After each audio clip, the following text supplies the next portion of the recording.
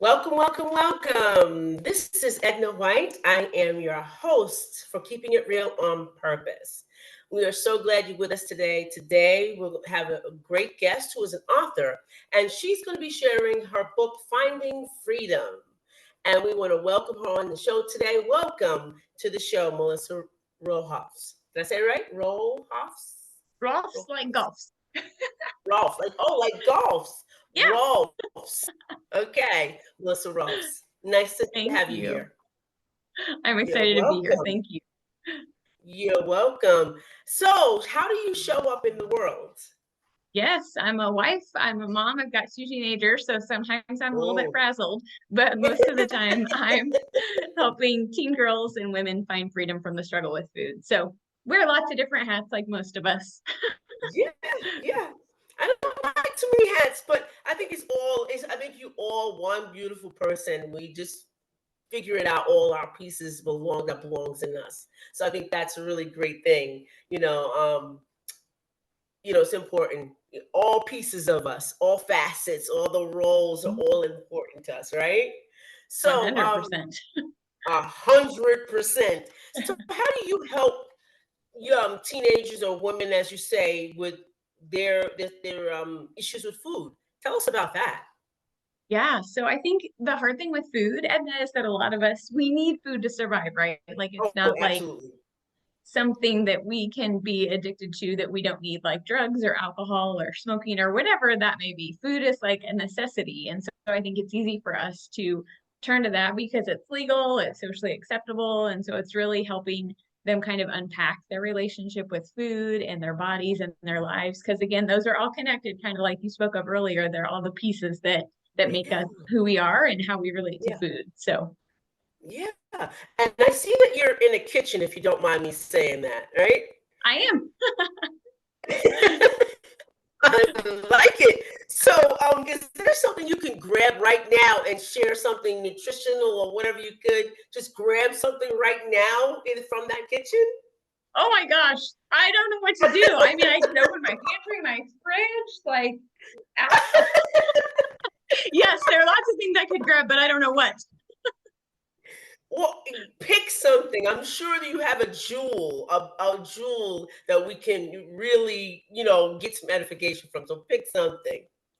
Well, I'm not going to get it for you because it's not very pretty, but I will tell you for lunch, I had some leftover butternut squash and it is my favorite. Like, Okay. it is so good. You can buy it Okay. diced and you can buy it frozen, or you can buy it in like the butternut and you can cut it. But roasted butternut squash is so good. It's so yummy. It kind of satisfies like those sweet taste buds, but yet it's nourishing for you. It's got lots of Okay. vitamins and minerals. So right now I would grab the butternut squash.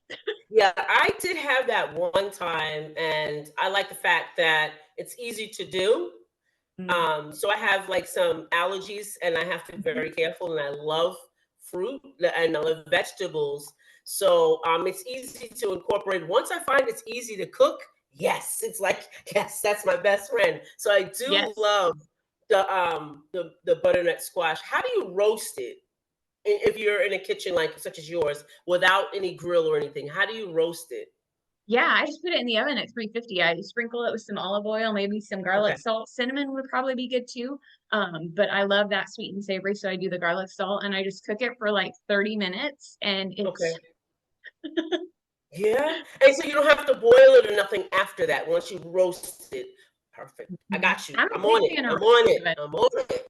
I'm on it. Oh, I do have a question for you. Okay. Yes. That has nothing to do with the book just yet. But Okay. um, so I met this guy the other day. I was in my friend's store and he said I think he used the word, I'm cooking a liver friendly meal. So Okay. he shared with me this recipe that was instead of sauce because I love sauce, Hmm. love sauce. And he used roasted peppers. Okay. Do you know that one? No, Tell I me, could you don't. share?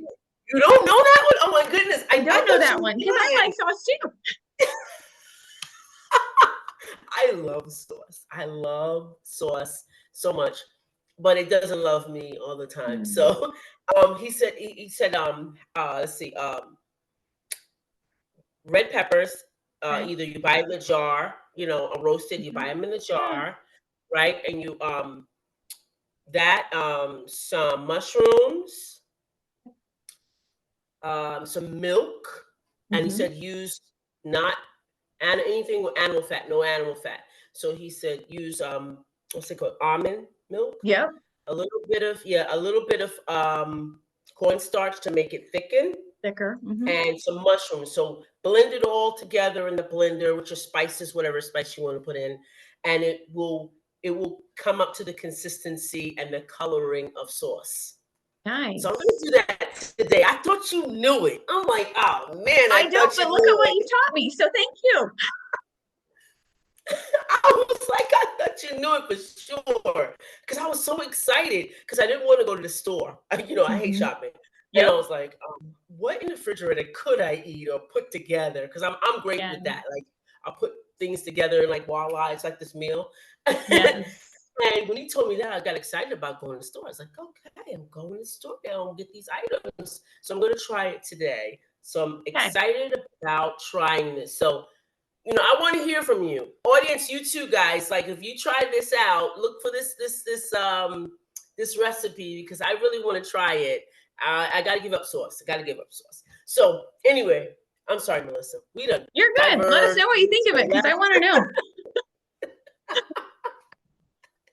We done diverged and went all over the place about your book. So I Oh, did good. turn down a couple of pages, and I Okay. wanted you to just share with our audience, um, without them knowing what's really in the book, but I do, what you meant by it. So I'm on chapter 4, Okay. right? So you've been fed a bunch of crap, literally. I love the title. Share what you meant by the whole chapter because it was good. Okay, so my biggest complaint, and I'm not very popular for this, is that our food isn't really food. Like we have been given so many processed ingredients that our bodies were never meant to digest. And Yeah, so there's a lot of things that we don't know how to handle. It's not really food and it doesn't serve us. It doesn't help our health. It doesn't help our nutrition. It doesn't help our metabolism. It doesn't help our body. It's really not food, but it's addictive. And so it makes us want more, but it's not really nourishing us. yeah, yeah. So you said something about preservatives.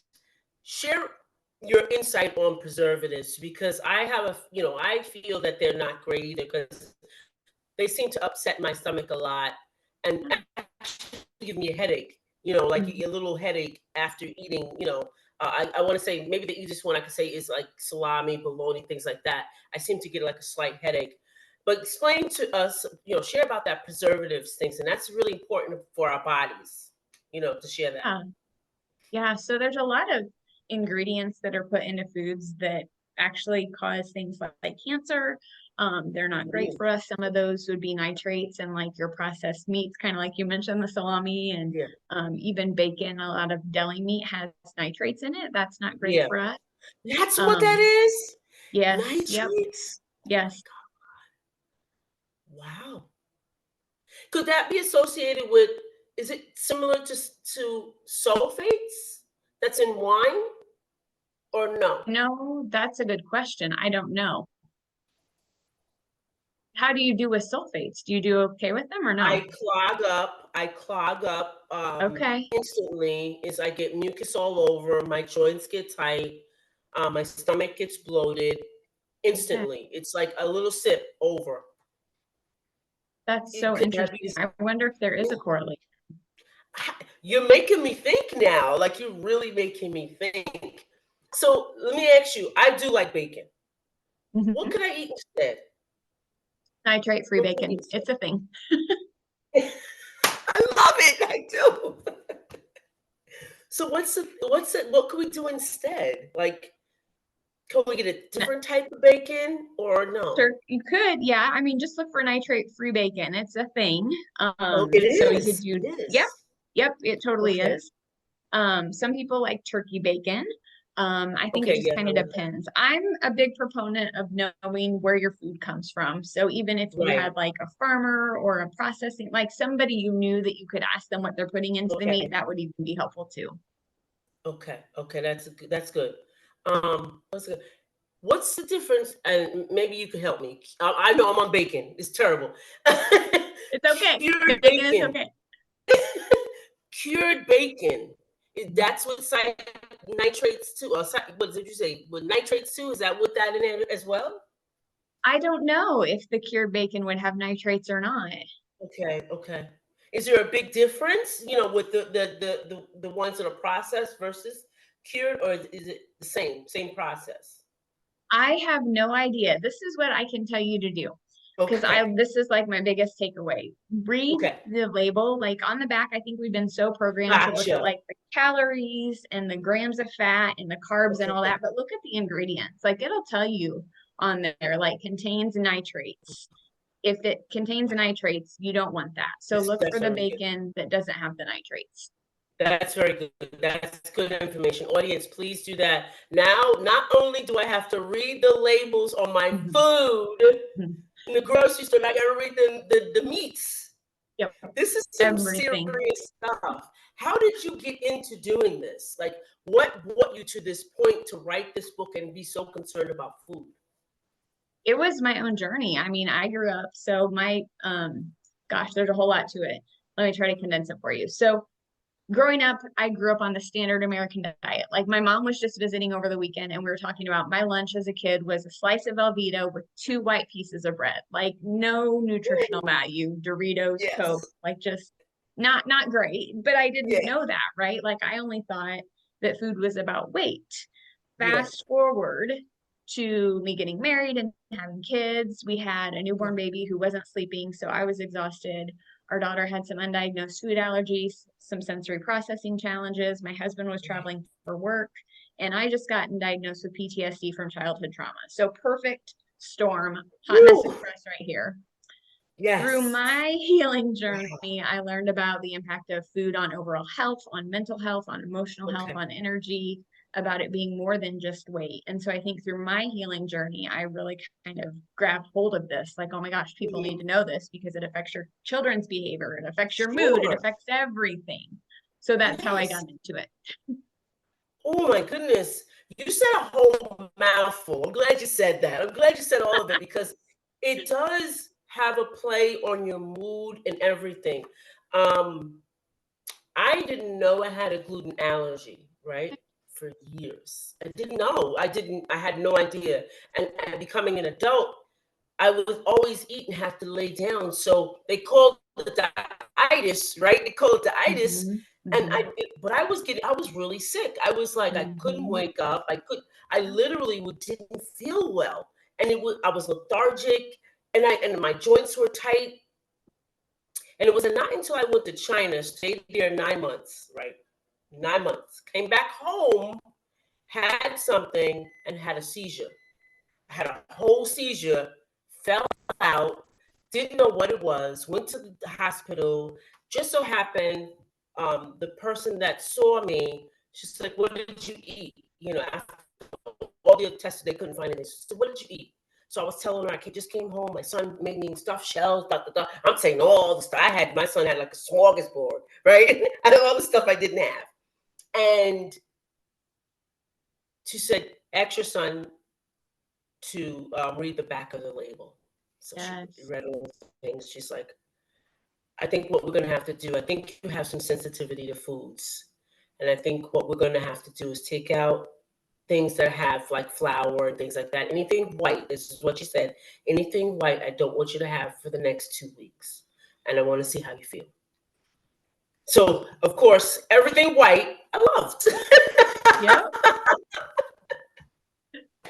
But it was so hard. It took me years to kind of get it under control. I found I was very allergic to MSG. Okay. Gluten was like top of the line, and I was lactose intolerant. Who Okay. knew? Who knew? I didn't know that because, like you said, from your life as a child, it didn't affect you, but it started affecting me like really, really bad. And once it's out of your system, it's like a drug. Once it's out of your system, it's a shock when you come back and start it again. So I know what you're saying. It rhymes right. It really rhymes right. It bothers you so badly. It really affects you, you know? Yes. And it's so Okay, so interesting to me that you were away and out of the country and were fine, but then you came back. That goes back to the load of crap, right? Like it's not really food. Look at how it affected you. and that's your title. We've been fed a load of crap, literally. I went to Italy, and I know you probably could you Yes. can really appreciate that. I went to Italy, right? So I'm at the restaurant, and so I'm like, "Excuse me, do you have gluten-free noodles?" He says, "Gluten? What gluten? Manja, manja. We don't have that." Hmm? I was not sick at Yes. all. Yep. I ate cheese, Yep. not sick Yep. at all. I could not believe it. Came home. I said, I could not believe that I was there. I was in Florence. I think I was in Florence. And I couldn't believe it. I just couldn't believe the difference. And they were like, I don't know what you're talking about, gluten. No, we don't got that. We don't have that. Manja. He just told me that manja. Eat, eat, eat. And I'm like, but it's true. Well, in America, and I hate to say this, and I think I say it all the time to my kids, they package things to make it stay on the shelf longer, Yep.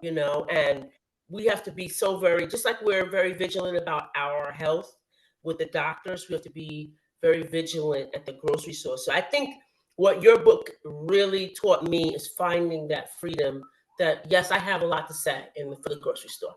Yeah, when I go to the grocery store, it takes me 45 minutes or 4 items. Yes, that's why I don't Yep. like to go, but I have to do it. It's important for your life and your family's life. And that's what living freedom is. I love it. I love it. Thank you. So I read a part that I like, that I know I'm in this stage right now. Learning how to eat for my body, working out, and Bible study were all keys to my journey, but they weren't the whole journey. Share with us your whole journey.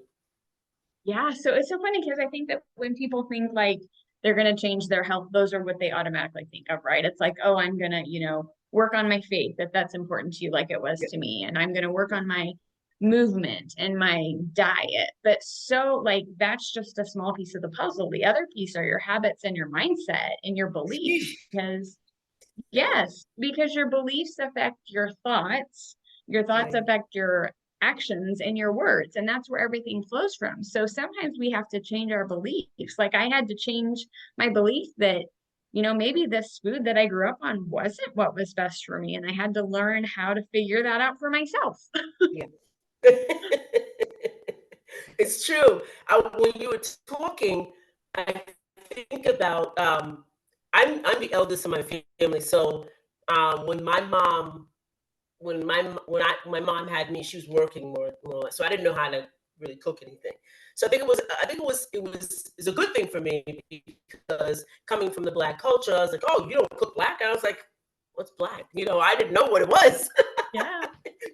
I had no idea. I knew it had to do with collard greens and things like that. And I was like, Mhm. I don't like all the grease. I don't like this, and I don't like that. So it was important for me to establish that early, because at the end, it affected my children. They knew what it was, but they were like, well, that's not really good for you, because even though it tastes good, it has no value. And I learned that early, because I had to learn how to cook for them, and then make sure that I had a budget, because I had a budget. I was young. I had a budget, but I had to make sure that I was cooking wholesome and good, solid meals. So when you said that, culture even has a part in that mindset. It has a whole thing, right? Totally. I mean, think about society. We throw sugar at kids at parades. I mean, it's socially acceptable, it's legal, but yeah, is it any benefit? Is it valuable? No. So let's just throw it at them. I mean, I didn't even think about that. That's a good one, Melissa. That's a good one. I think Very about a lot good. of these things. I did, you just made me think about Christmas is coming, and Santa Yes. Claus drives down the street and he's throwing these mints. Yep. Oh my goodness! If they Mhm. just get a bag of 5-pound sugar and Yep. just throw that would Yep. send a big message. It's a good one. It's a really good one.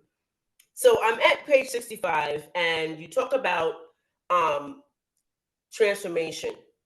And on the bottom of number 5 was set up accountability.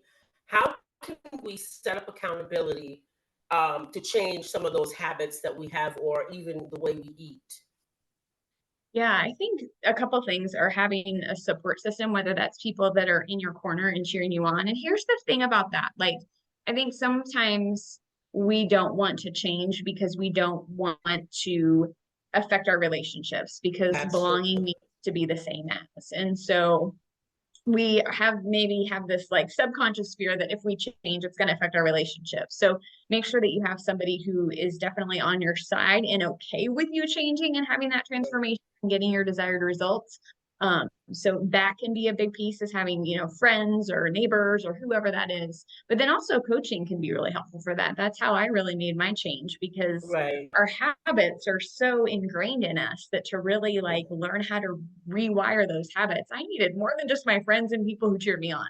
Yeah, yeah, and you do need that. I needed the doctor to tell me that. I really needed the doctor to say, "Hey, this is you got to change this," and it made I'm glad I did. I Mhm. really it's the best thing I ever done. I'm older now and no bone aches, and I've had breaks in my body, so I thought it was I really have to make sure that, okay, Edna, you got to stay on point with food, because food was the problem for Mhm. me. It was my problem. You know, I'm gonna tell you, Melissa, I took a piece of page 83 from your book, added it to my journal, Okay. because I was like, this is a great question. Mm. And it says, everything we say, do, and think has impact. Here's the question. I love it, Melissa. I took it already. I'm not taking it. I took it. Is your life making the impact you desire or know you're meant to have? When I read that, I just dropped the whole book and I was like, that's not even for this book. This is for me right now. Am I really acting and doing the things that I am meant to do if I'm eating all this stuff that I know up here, I know in here in my stomach, I'm not supposed to have.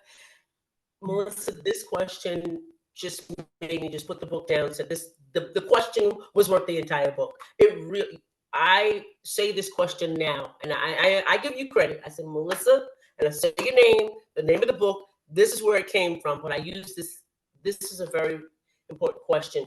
Share what made you say that in the book, why you said it in the book.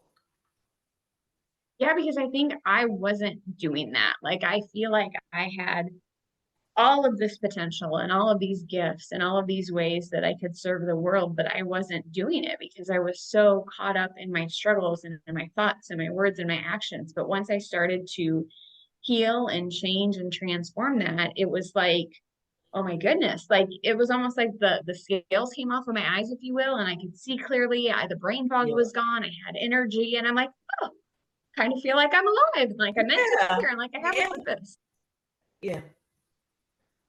I agree with that brain fog thing, because I remember having brain fog and I was driving somewhere, completely forgot where I was going, Mhm. who I was seeing, and I pulled over on the side of the road. I called my friend. I was like, she's like, "What's the matter? Is everything okay?" I was like, "I'm sitting on the side of the road and I don't know where I was going.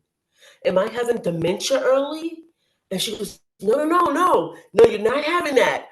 Remember, you're having challenges with the gluten. It could be that." So I was like, I still don't know where I'm going while we're talking about this. I had no idea where I was going. And it was the scariest thing to me. That's what made me really say, forget this. Forget this. It's not worth having that burger. Forget that. No, it's just not. And so I know this question is so important. What you've written and shared needs to be broadcast. It really does, because it's so important. This book, as small as it is, I know it's small, compact, guys, but it really, I've read some books about food. This makes it so simple, and it just kept piercing me. I was like, oh God, oh God. It really just pierced me. Melissa, is there Mhm. anything you can additional that you can share with our audience, that to take away from this entire book so that they can go out and get this book or call you to speak? Is there anything that you can share with them? I just want people to know that you can change. Like, I think for so long, Edna, I thought that I was stuck and that it was always going to be this way and I can't do anything. And I had excuse after excuse after excuse. But eventually those began to break away. And it was like, oh my gosh, I can change. I can transform. I can be free. And if it happened for me, it can happen for others as well. So I just want them to know that they can change and hope is possible. Okay, audience, you heard that. You can change. Go out to the stores, go to Amazon, Finding Freedom. Melissa Rohlfs' book, Overcome Your Obstacles to Living a Free and Fulfilled Life. And it's all about what you eat, ladies and gentlemen. Get this book. I'm telling you, you will not be sorry. Thanks so much for being here. This is your guest. This is your host, Edna White, and my guest, Melissa Rohlfs, saying bye for now. Thank you.